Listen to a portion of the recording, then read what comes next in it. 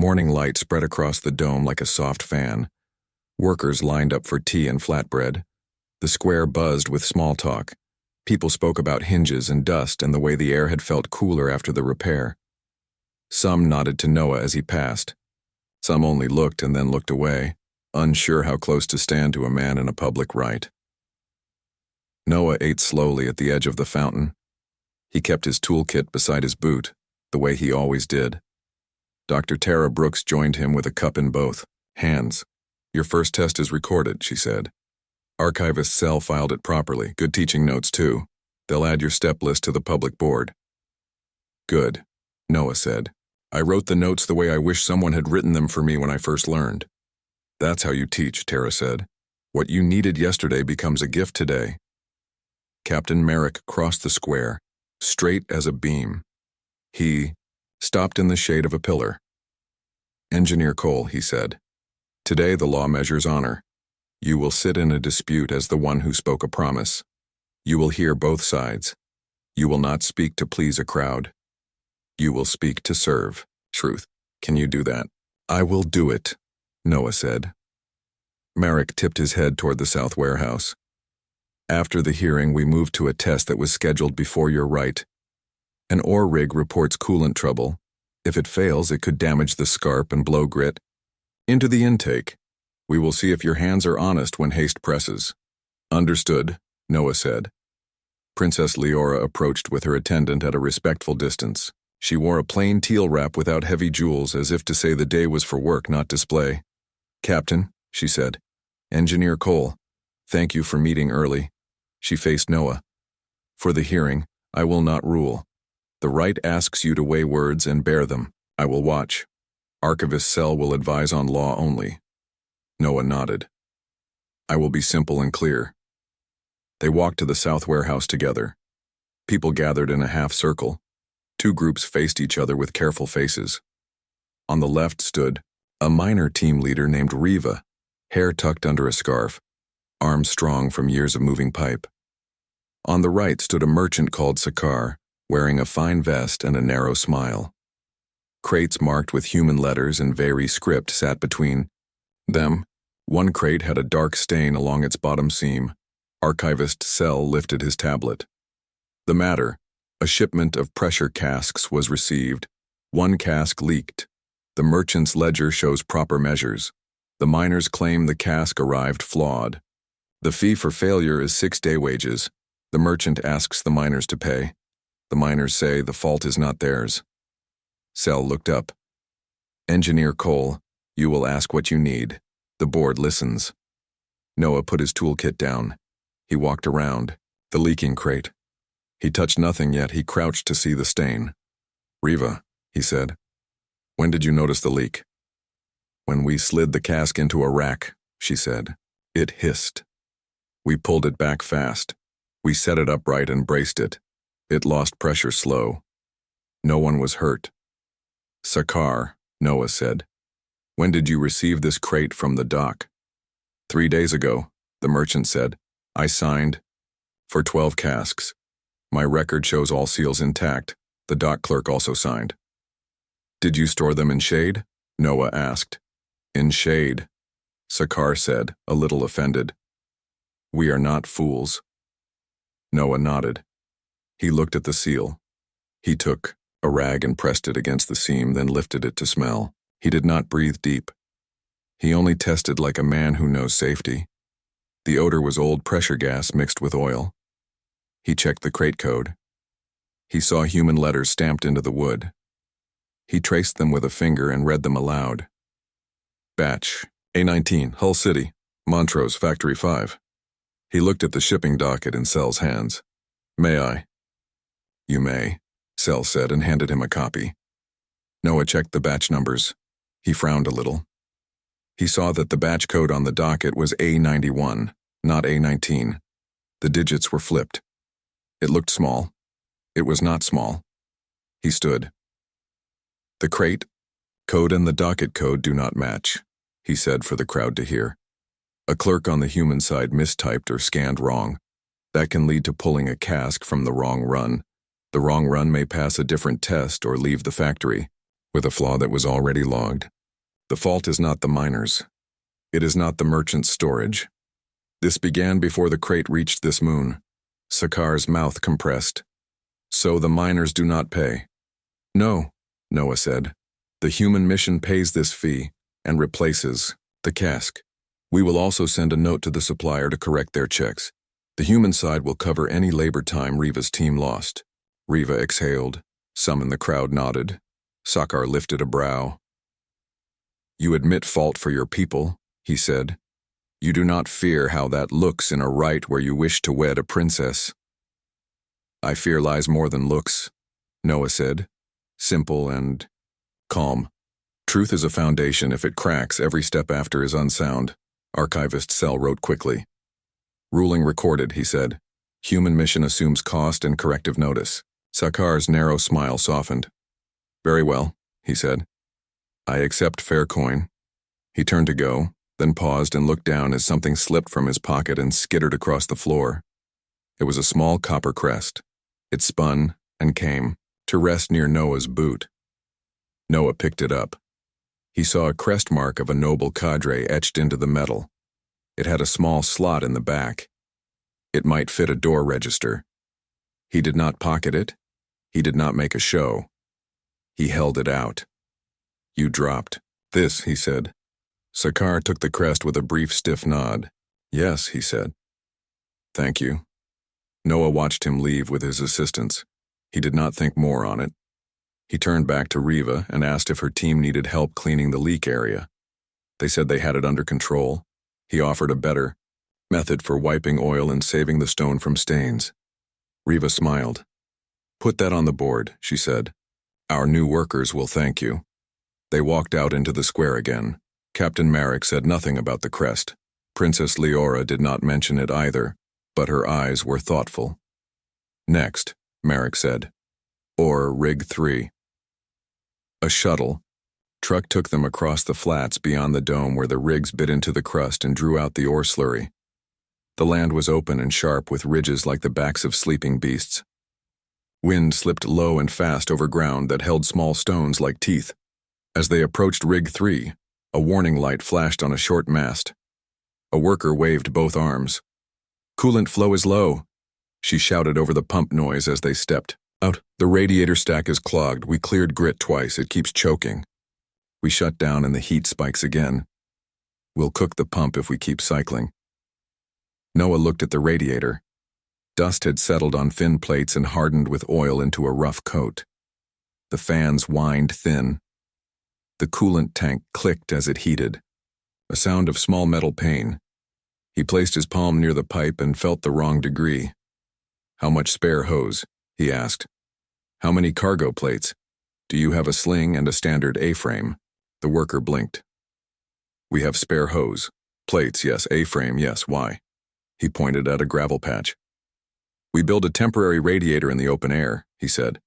We coil hose in a wide loop and throw air across it with the rig fans we can pull from the clogged stack. We set cargo plates as heat sinks along the coil. We do not make it pretty. We make it work. While this runs, we clean the real stack slow and proper. Marek crossed his arms. You think you can build a radiator on the dirt? Yes, Noah said. Heat does not care about pride, it cares about flow and surface. Do it, Marek said. They moved fast. Workers fetched plates and hose in the A-frame. Noah laid the hose out in large rings, then set cargo plates like a path under the coils so the hose would touch metal and share heat. He tied the coils to the A-frame with straps so air could pass between loops. He and Rook, who had ridden out with them, unbolted two of the rig's cleanest fans and placed them so air would cut across the hose. He opened the coolant valve to the temporary loop. Heat rose into the air like breath. The pump tone eased. The coolant tank stopped clicking.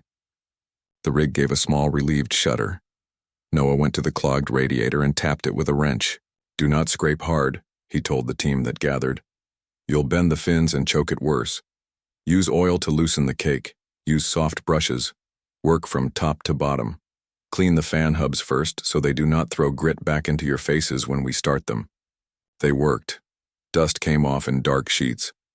The fans looked like hard black flowers opening. Noah kept one eye on the gauge and one on the workers. He paced his help. He let the team do the work and only stepped in when a hand needed a second pair to hold a bolt head steady. Leora watched from the side with Marek and Sel and Tara.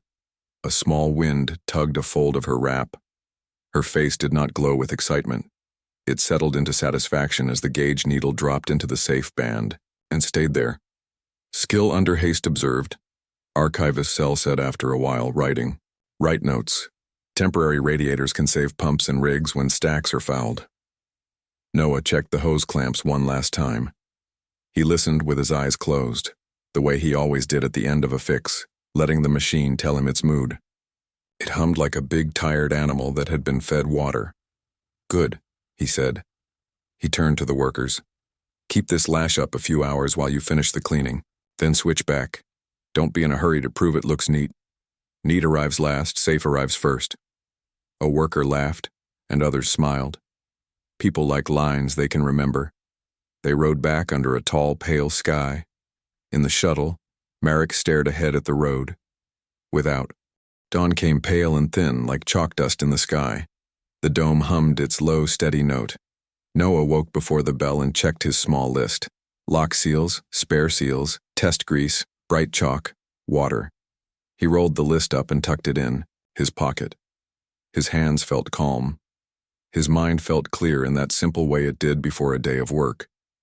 The square stirred early. Vendors set kettles on warmers.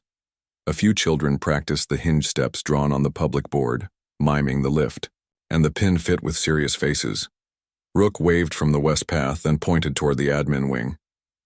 2 guards stood by a door there, faces tight. Captain Marek strode across the square like a line you could draw with a ruler. He stopped in front of Noah, then looked past him at the sky. Test of honor continues today with an open audit of yesterday's tool custody, he said without greeting. Then a safety drill at Power Sector 2. We will see how you carry people when lights bend. Stay close. Understood, Noah said. Princess Leora and Archivist Sel joined them. Leora wore a plain teal wrap again, hair bound back, eyes steady. Sel held 2 tablets and a narrow stylus. He had not slept much, his eyes, though, were sharp. They walked to the admin wing. A small crowd had already gathered. A guard opened the lock room under Marek's watch. Inside, shelves held tins, coils, seals, and tools in neat rows. Everything looked orderly, almost too neat. Marek lifted one tin. He sniffed, dipped a finger, rubbed thumb to finger. His mouth hardened. He set it down and chose another. He tested it the same way. We will not pretend the dirt is not there, he said. We will pull every tin and coil. We will mark what is clean and what is spoiled. We will do it in the doorway where all can see. Sel stood where sunlight fell on the threshold. He narrated as the guards opened tins and unsealed coils. When they found grit, he wrote spoiled and the hour. When they found a clean tin, he wrote cleared and an initial. The people watched silently. It felt like a ceremony with grease for incense. Noah took bright chalk from his pocket and drew a simple grid on the floor. 4 squares for 4 corners of the room. In each square he wrote a letter. This helps us remember where each tin came from, he said. If all spoiled tins sit in one square, then the person who stocked that square is either a victim or a tool. We will know where to look. Marek glanced at the grid with a quick nod. Good, he said. Keep drawing your little truths where feet can see them. They worked for some minutes. A pattern appeared. Grid in tins from the rear left shelf. 4 out of 5. Clean tins on the front right. Spoiled coils in the rear left too. 1 seal slit and patched so neatly that only a careful hand would see it. Sel wrote. Pattern noted, he said. Rear left shelf compromised. A guard hurried in with a small register board. Captain, he said. Door log shows 3 entries after dawn yesterday. 1 was yours. 1 was mine. 1 is blank. It shows the latch turned. It does not show a crest code. Show me, Marek said. The guard showed him the marks. The blank looked like a breath held on paper. How is that possible? Leora asked, voice level. The guard swallowed. A crest with a shallow slot can bypass the stamp, he said, and glanced toward Sakar's small copper crest in memory. He shut his mouth when he saw Merrick's eyes flick to him. Noah felt the room tilt in his head the way it does when two pieces finally fit. He remembered the crest spinning, catching light. He remembered the slot at the back. Archivist cell lifted his stylus and tapped it gently twice on the tablet. There is a clause in old law, he said, voice thin but steady. If a public right collapses in disorder, if records are burned or bent, the council may appoint a regent for 1 season to restore order. The clause is rare and serious. It has been used twice in our history. The regent must be of the royal blood. Leora's jaw went still. My cousin would qualify, she said. She did not add his name. She did not need to. Merrick's eyes darkened like storm glass. Cousin Iran has complained of delays, he said. He says the princess listens too much to workers and too little to nobles. He says the hall pillars embarrass people. Noah stood quiet. He did not want to put large words into the air. He put small ones instead. If someone bends the right to make disorder, we will hold it steady in the open, he said. We will bring the work to the square. We will bring the records to the board. We will let 20 hands touch every bolt. Then tricks will have nowhere to sit. Leora looked at him as if she had heard a tool click into place. Yes, she said, we will use light.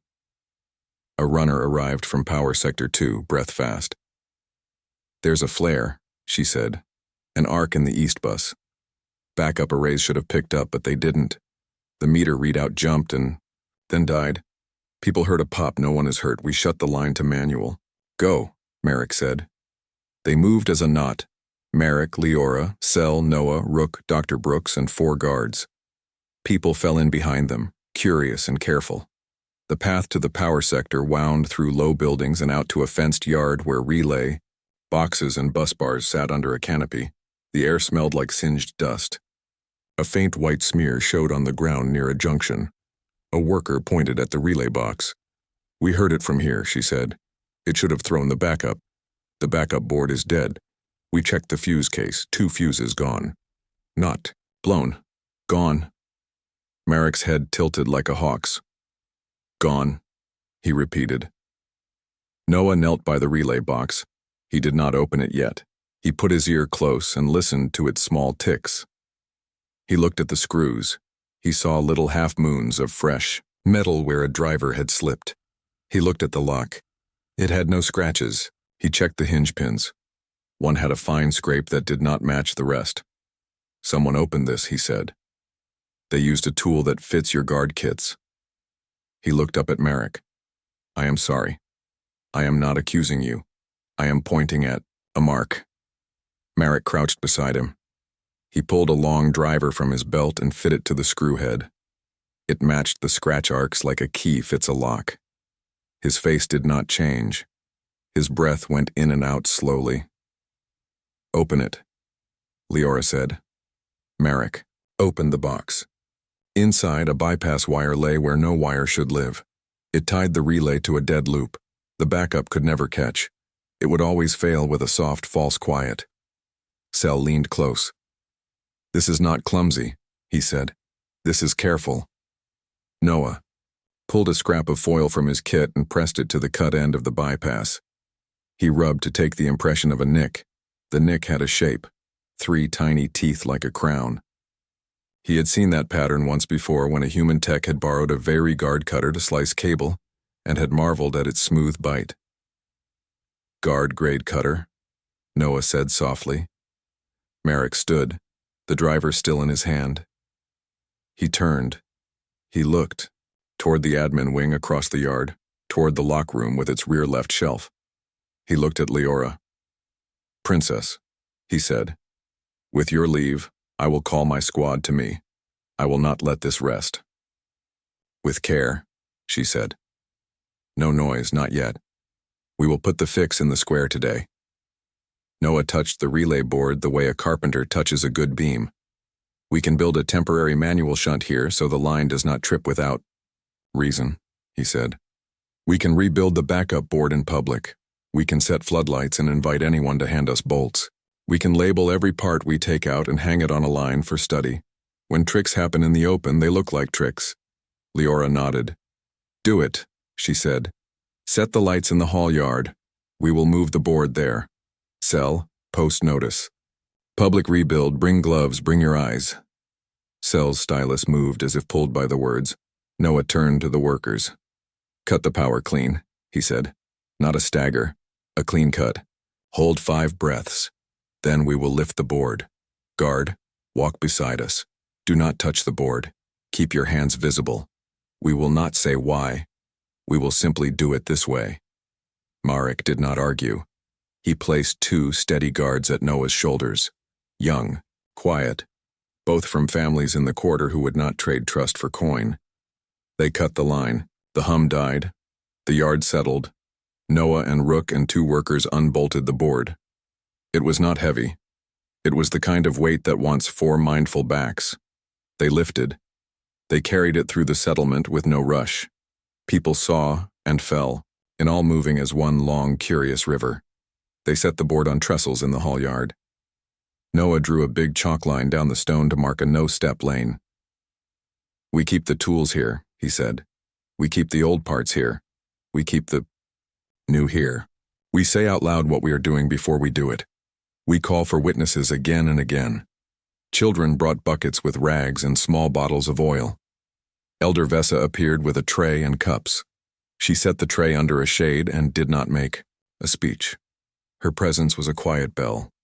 Dr. Brooks looked around. We need floodlights for the night, she said. I can pull 2 from the human stores. Use the public ones, Leora said. If we bring only human lights, someone will say this was a human show. This must be ours. Rook sprinted off to fetch the big yard lights that the miners used. To weld plate in dark hours. He and 2 others set them up at the corners and tested them. The light they made was the color of honest work. Noah stood to the side and raised his voice. He did not shout. I am going to open the board, he said. I will call parts by name when I take them out. If you know a better name, call it, and we will write it on the board. If you think I am wrong, call it and we will stop and look. A small murmur went through the crowd, then settled into stillness. Night left the dome with a gray hush. The air felt thin and clean like the pause between 2 heartbeats. Noah woke early. He touched the little copper leaf on his shelf, a child's gift, and felt steady. He washed, checked his kit, and slipped, his small list into his pocket. Chalk, spare seals, clean grease, water. He stepped into the square as the first kettles began to steam. Workers moved with quiet energy. The public board now held 3 sheets: the hinge steps, the temporary radiator, drawing, and the backup board map with wrong wire sketched like a thin snake. Above them, someone had written in neat script, "Light keeps promises alive." Noah drank tea on the low wall near the fountain. Rook came up with a roll in his hand, tore it in 2, and gave half to Noah. You sleep? Rook asked. Enough, Noah said. You? Not really, Rook said, grinning. But I can do a day on half sleep and good stubborn. Captain Marek crossed the square with 2 guards. He looked the same, tall, strict, alert, but something in his face had warmed since the public rebuild. He stopped near Noah. Engineer Cole, he said. Today's schedule is posted. Test of empathy continues at the infirmary with an evacuation drill. After that, we review shield maintenance records in the West Yard. Noah nodded. All in the open? All in the open, Marek said. Floodlights ready, witnesses named. Princess Leora and Archivist Cell joined them. Leora wore a simple teal wrap, hair tied back. Cell carried 2 tablets and a narrow stylus. He had ink on his thumb. Good morning, Leora said. Thank you for the board notes, Noah. Your handwriting is plain. That helps young eyes. Plain is what I can do, Noah said. They walked toward the infirmary together. The building stood bright and clean with wide doors and a long bench outside for waiting families. Nurses rolled carts, med techs laid out stretchers. The drill was simple on paper. Move patients from bed to courtyard, fast but gentle, with rolls clear. Noah's task was to observe and help where a small hand or a quiet word would make things smoother. He watched before he spoke. He saw how a narrow ramp pinched the wheel of a stretcher. He saw how a tray rolled too fast on polished floor. He saw one nurse's hands shake when a faint alarm chirped. He stepped in when it mattered. "Hold the tray on the downslope," he told a young orderly with eyes wide. "Put a rag under the wheel to stop the slide." He knelt by the ramp and laid a thin strip of traction mat from a storage shelf. "A little roughness saves a lot of breath," he said, and the stretcher moved smooth. He stood by the nurse with shaking hands and spoke low. "Breathe slow like this," he said, showing the same hand sign Leora had used in the hall. "In, 2, 3, out, 2, 3. Alarms. Chirp, you don't." Her hand steadied. She smiled without time to show it, then rolled her patient cleanly into the light. Leora watched with a soft, bright look that lived in her eyes, not on her lips. Cell wrote, "Evac drill. Add traction strips. Add tray rags. Breathing sign." After the drill, people clapped once together and then went straight to resetting the rooms. It felt like the way a good team thanks itself. Small, real, done. They crossed the square to the west yard. Shield records lay on a long table. Grease logs, pin lists, weather sheets, wear maps Rook had drawn. Noah set his palms on the wood and looked down. He liked the smell of paper that had been touched by work. Marek spoke to the witnesses. "We will test records the way we test boards," he said. "We will put numbers in light. We will see if any page grew false in the night." They began. The first pages were clean. Grease entries were steady. Pin checks matched the hinge seats. Dust days lined up with small failures in a way that made sense. Then Sel frowned and tapped a date. "This sheet," he said. "This date shows a full-service round on Array 6. But we all saw Array 6 yesterday. Those pins were old. Those seats were not fresh." Rook leaned in. "We did not log a full service," he said. "I would remember. I wrote half these lines." Noah traced the numbers with a finger. The ink here was finer than Rook's. The hand held a different weight. He looked at the signature block. It held a tidy initial and a little loop like a decorative hook. "Who signs with a hook?" he asked. "Clerk Tavo," Marek said. "Proper, quiet, proud of tidy loops." "Tavo," Leora repeated. Her voice did not accuse. It placed the name on a shelf for later. A runner in guard gray came fast, feet soft on stone. He bowed to Leora and Marek both and spoke in a voice just above a whisper. "Dust rising from the low scarp," he said. "Fast and tall. The meter says we have less than 2 hours until first gust. The main shield hinge on Array 3 is flagged. It was fine yesterday. It sticks now." Marek's body went still the way a soldier's body goes still when a line breaks. He turned to Noah. "Array 3, he said. "Can you—" "Yes," Noah said, already closing his kit and lifting it. "We fix it now. We fix it in front of everyone." They walked at a fast pace toward the western edge, where the shield plates stood like sleeping doors. Workers ran ahead to clear the path. Yard lights were rolled out even in daylight so that the hinges would be bright as noon. Array 3's middle hinge sat at an old angle, like a knee that had turned once too far. A small metal flake lay on the ground under it where it should not lie. Noah crouched. He picked up the flake. He rubbed it with his thumb and felt a fine grit shimmer.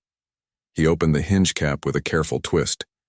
Inside, the grease looked clean, but it had a dull glitter when the light hit it right. "Grit," he said. He kept his voice even. "Same powder as before. The cap threads are nicked. Someone opened this last night." A hiss ran through the small crowd.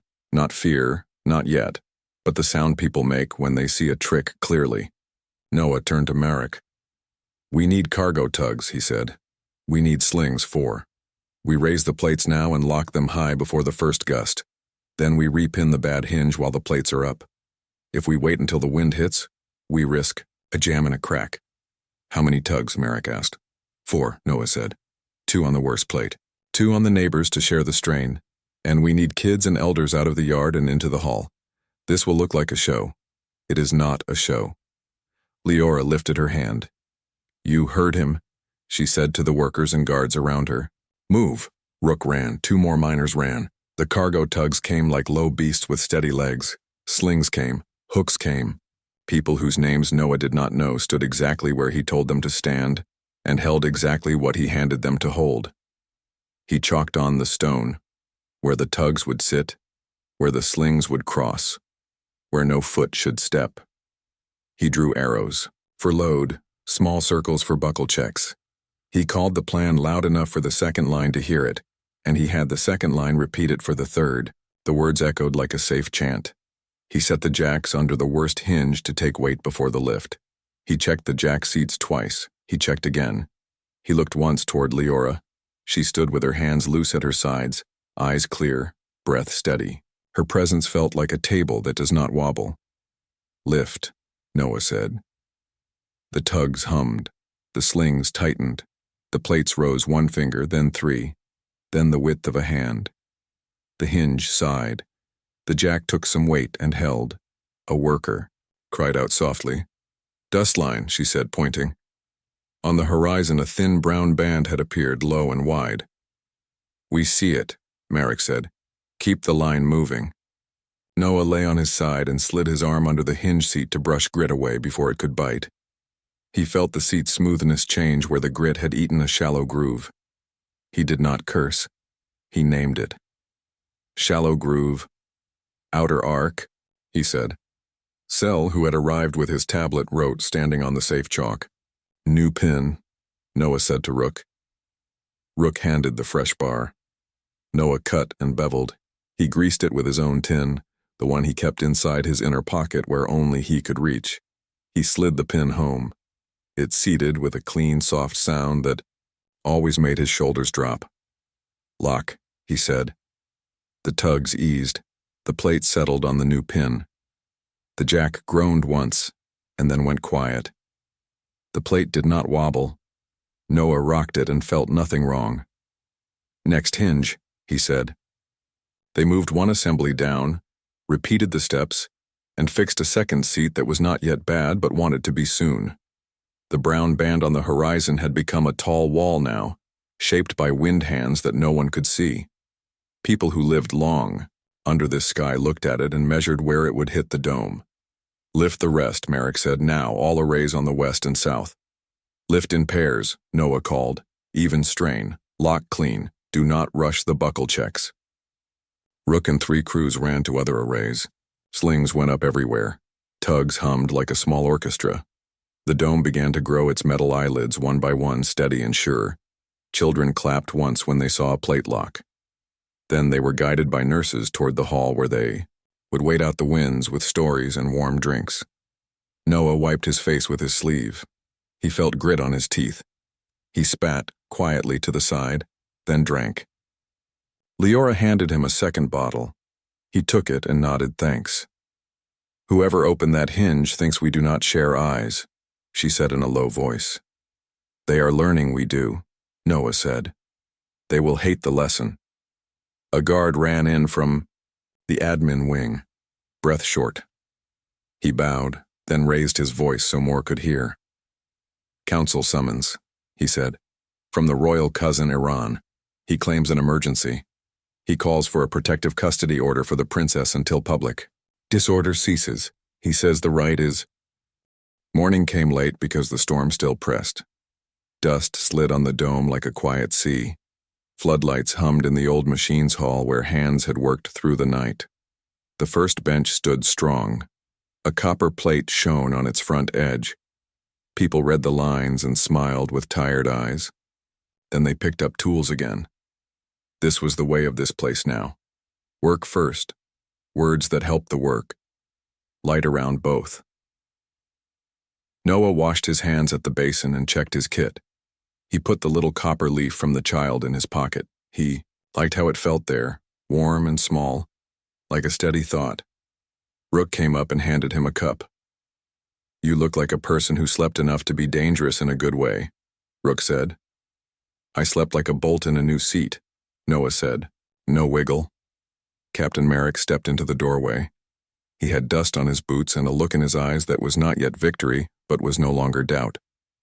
"I followed the left knee," he said. "I did not follow it alone. 2 guards, I trust, walked with me and did not speak. We found the man in the south corridor near the lock room. He was not surprised to see me, which means he thought I would never look down that hall. He wore a plain coat. The coat had grit in the left pocket. The grit matched the tins from the rear left shelf. He did not run. He did not fight. He said the word I expected him to say, orders. Leora set down a plank gently and came close. "Whose orders?" she asked. He did not say. Merrick said. He made his mouth quiet, but he had a crest. The crest had a slot. The slot carried dust from our door. We will not force a story with pain. We will ask for truth in the hall. We will let the pillars work. Archivist Cell held up a tablet. "I have prepared the questions," he said. "They are plain. They do not try to trick. They ask for times. They ask for tools. They ask for names only after the hand is shown. Doctor." Tara Brooks looked at Noah and then at Leora. "Call the people," she said. "Do it in the light." Leora nodded once. "Ring the hall bell," she told Merrick. "Not the alarm, the assembly tone. We will read the storm notes first. Then we will ask our questions." Merrick went at once. Rook blew out a deep breath and rolled his shoulders.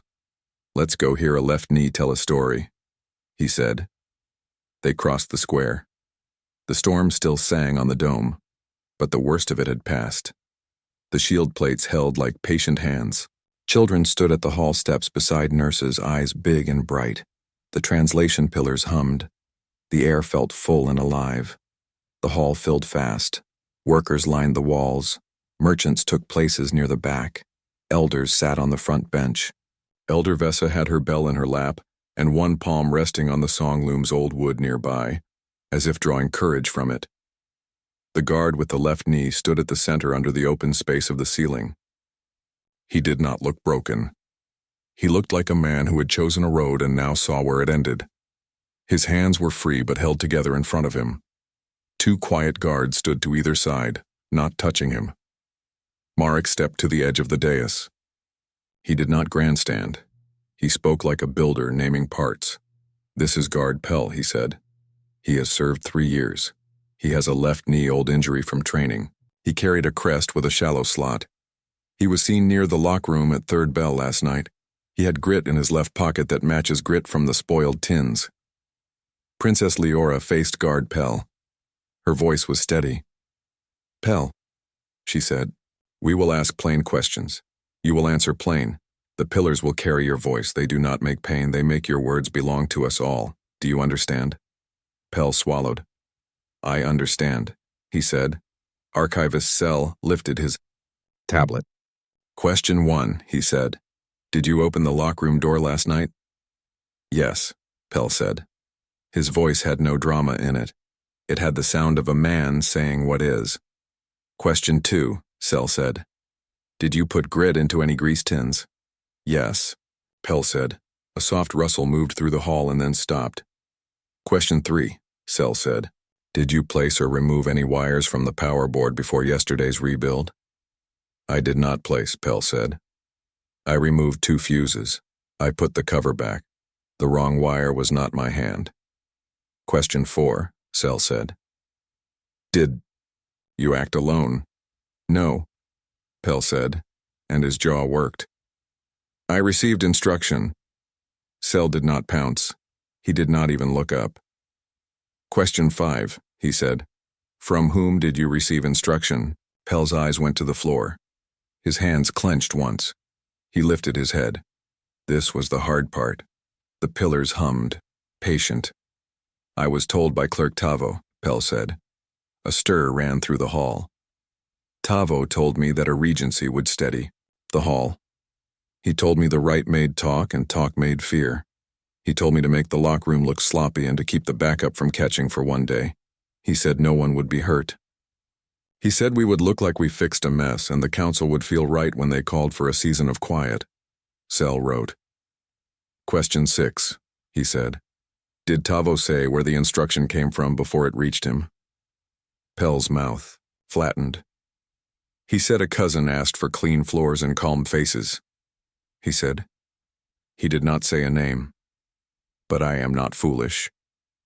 I can read a seal on a note when I carry it. Archivist Sel looked at the paper in his hand, and then at the crest, worn by Cousin Aaron, who had entered the hall a moment before and now stood tall near the rear pillar. The hall did not turn to stare. It held its steady gaze forward. This is what the people had learned in these days, to let the light do the looking. Sel asked the next question. Question 7, he said. Why did you agree?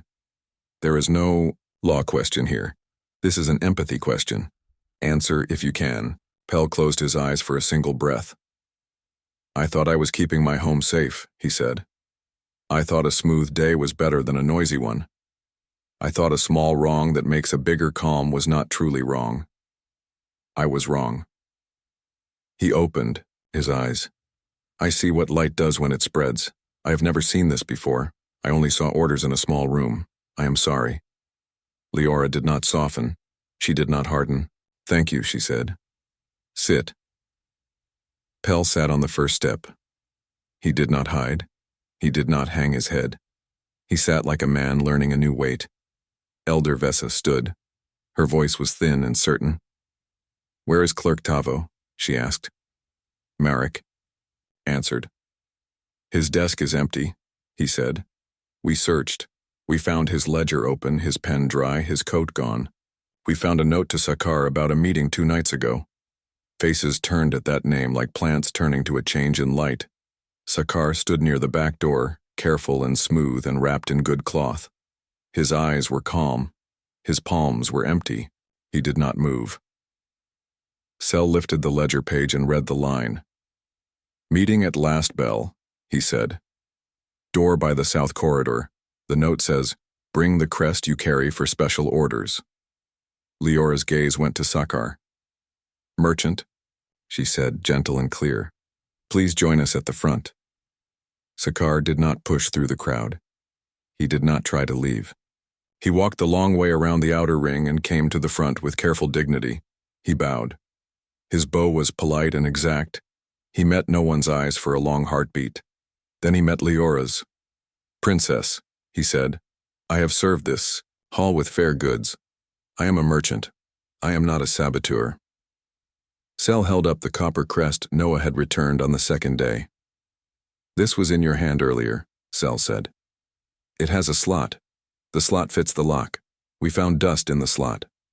Sakar lifted one shoulder with a small, elegant shrug. I walk many doors, he said. Dust is common. Noah spoke then, calm. Dust is common, he said. But lock dust is not common. It tastes like old oil from a hinge that has never moved. It smells different. We can test here, with the pillars awake.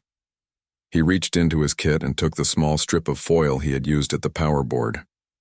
He also took a clean cloth. Let me press this to the slot, he said. Let me smell and let Sel smell. Let the pillars carry our description. We will not guess, we will name the scent. Leora nodded. Do it, she said. Noah pressed, then lifted the foil and raised it to his nose. He spoke the simple words the pillars could carry. It smells like old machine oil and a little like lamp soot, he said. That is lock dust. It is not yard. Dust? Yard dust smells like iron and wind. He passed the foil to Sel. Sel sniffed and wrote, Lock dust present.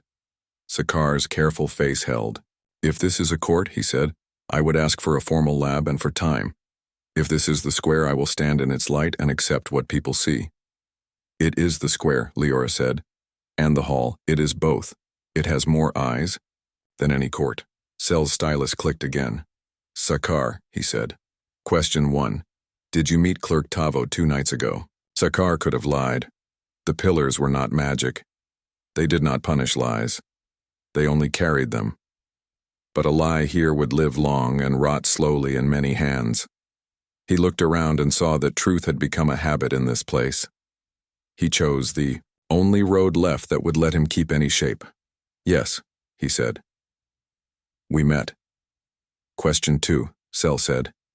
Did you give Guard Pell a crest with a shallow slot? Sakar lifted his hands. I gave a crest to Clerk Tavo for a guard to carry, he said. I did not hand it to Pell, but I knew it would reach a guard. Question 3, Cell said. Did you intend to harm the dome? No, Sakar said at once. Never. A broken dome kills markets. I sell to live. I wanted quiet. I wanted neat lines. I wanted the cousin to hold a season. I thought business would be easy then. A slow breath moved through the hall. People understood this answer. It was mean, in a small way, not in a blood way. It was wrong and tidy. It felt like the kinds of wrong that often passes sense until someone holds them up in light. Evan's shuttle slid through thin silver clouds and drifted toward the crystal city that hung above the world like a floating lantern. The city was a ring of glass towers and light bridges, all shining softly, all quiet. It should have looked like a festival. Instead, it felt like a hospital.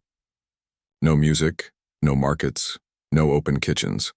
Only the hum of wind turbines and the slow blink of warning lights. He pressed his palm to the port window. Far below, the cloud layer moved like a white ocean. Above him, the docking cradle opened its metal ribs. He could see the royal crest of the Veiri, a stylized sun, drawn as a circle with 6 simple lines. It was a warm symbol. Today it looked thin. Evan was not a famous chef. He was a systems cook engineer. He built kitchens that worked in hard places, a mining station with sulfur dust, a medical ship with strict rules, a research dome with thin air. He liked puzzles. He liked making safe food where people thought it could not be done.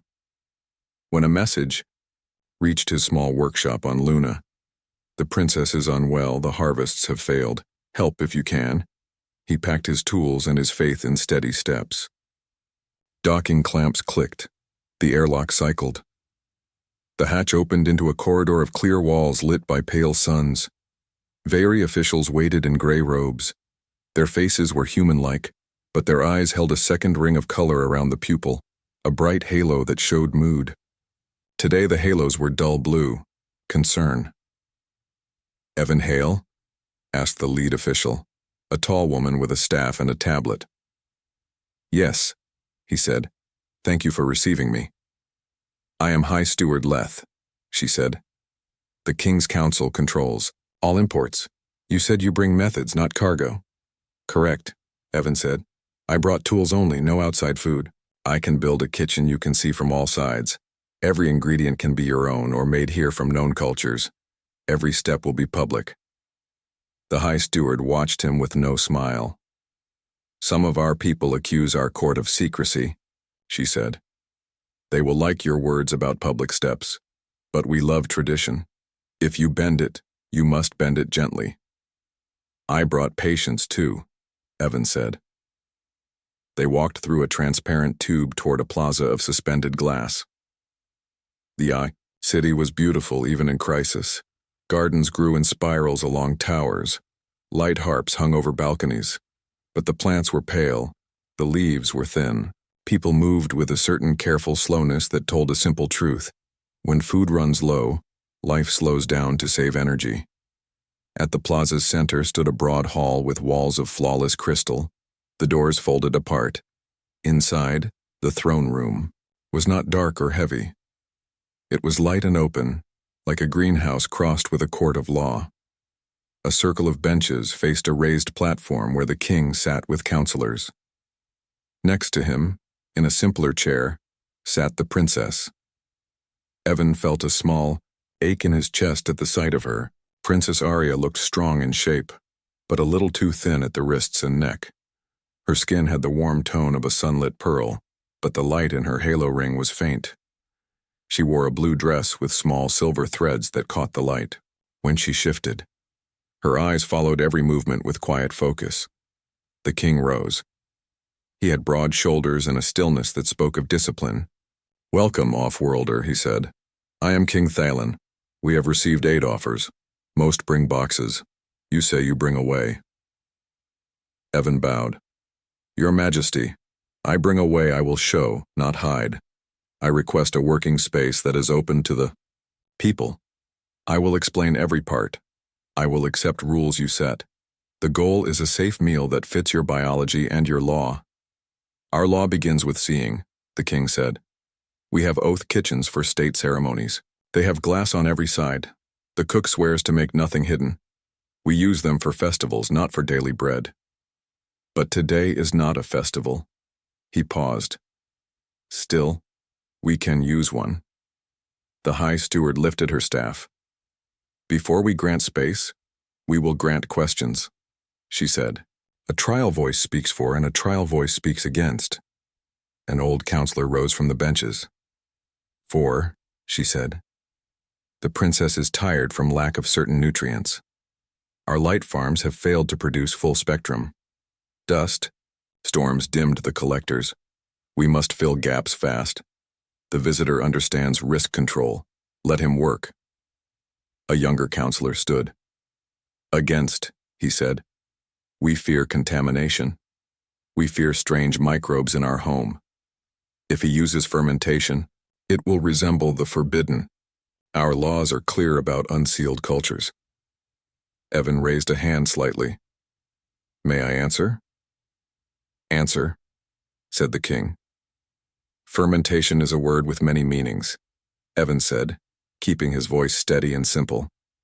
Some of your taboo is about rot. That is wise. There is also controlled pre-digestion with known cultures. It is like what your own body does, but in glass and light. If you allow, I will not use any foreign soil or wild air. I will use your filtered air, your water, and cultures started from your own safe sources or from sterile starters I can build here from pure components. Every step will be measured, recorded, and, most important, small at first. Arya's head tilted. Small? She asked, her voice soft but clear. Evan turned to her respectfully. Yes, Your Highness. We start with micro-tests, tiny samples, weight like a raindrop. We do sensor scans. If numbers are good, we make a spoon. If those are good, we make a cup. Only at the end do we make a bowl. He showed his empty hands. No leaps, only steps. The princess looked at the king. Father, she said, if we do nothing, the people will keep growing weaker. If we try with our eyes open, we can learn. I ask for one small trial. The king studied his daughter for a long breath. He looked at the high steward. She kept her face calm, but her halo ring shifted toward cautious green. The hall was very quiet. So be it, King Thalon said. We will open an oath kitchen under the plaza. The city may watch. We will bring our own doctors and monitors. High Steward Leth will write the rules. You, Evan Hale, will swear. I will, Evan said. They moved to the oath kitchen by way of a descending bridge spiral. The kitchen was a square of glass within glass, like a jewel in a display. Sinks, counters, and a small induction surface sat on soft shock mounts. Air filters hummed. There were panels that showed air quality, moisture, and particle counts. The ceiling had adjustable mirrors to shape light. Evan unloaded his tool case. All his tools were clean and simple. Knives sealed in pouches, a small mixer with a clear bowl, an induction plate, a microscale, a handheld spectrometer, and a ring of sterile tubes. He opened each pouch slowly, held the tool up to the window so the watching citizens could see it, and then placed it on a clean mat. Cameras on the corners sent a live feed to a public screen above the plaza. People stopped to watch. Children leaned over railings. Even the couriers on wind skates slowed and hovered near. High Steward Leth read the rules. No ingredient from off-world without separate vote, she said. All air from our filters. All water from our distillers. All measurements visible. First batch no more than 20 grams. No sealed containers may leave this room. All logs sent to the archives. All steps explained in the simplest words. Agreed, Evan said. He washed his hands at the glass sink for a long time, then gloved up. We will start with 3 things, he said, speaking to the room and the microphones. Sun algae from your farms, mycoprotein you grow in your clean vats, mineral salts from your own labs. The algae has color and some nutrients, but it misses a few keys. The mycoprotein has structure and amino acids, but it is hard to digest if we do not soften it. The mineral salts replace what the dust storm stole from your produce. He measured a tiny amount of each. The spectrometer glowed with numbers. Doctors at a side panel watched and nodded. "We mix," Evan said. He blended the algae and the mycoprotein into a smooth paste, then adjusted with a few drops of distilled water. The paste turned a gentle green. It smelled like fresh leaves, after rain. "Now we do a very light pre-digestion," he said. "We can do this two ways, with a small amount of your own safe digestive enzymes, or with controlled microcultures derived in this room from sterile starters. Today, to honor your law, we will begin with enzymes the hospital already uses to help infants digest." He held up a vial. A medic confirmed it with a thumbprint on the screen. "We add a tiny drop," he said, "and we watch the numbers." He set the bowl on the induction surface at a low heat, just warm, not cooking. Time stretched. Evan explained every small action. He kept his sentences short so even a child could follow. "Warmth helps the enzymes," he said. "Too hot, and they break. Too cold, and they sleep. We want them awake but calm." Little by little, the paste loosened, like cream. He placed a pinhead amount of the mixture on a test strip and slid it into a sensor. The display ticked. "pH stable," the doctor announced. "No toxin markers." Evan made a micro portion, a dot of paste on a sterile strip no bigger than a grain of rice. It looked like nothing, but the whole city seemed to lean forward. The princess stood beyond the glass with the king and a medic. She looked more curious than afraid. "We will test with the princess's blood sample in vitro," the medic said. She drew a tiny ampule labeled and placed it in a device that simulated digestion and absorption. Numbers climbed. Oxygen usage, nutrient uptake, enzyme response. The medic's eyes widened. "Absorption is good," she said softly. "No, distress signal." Evan exhaled. "Now a micro taste," he said, turning to the princess and then to the king. "Only if..."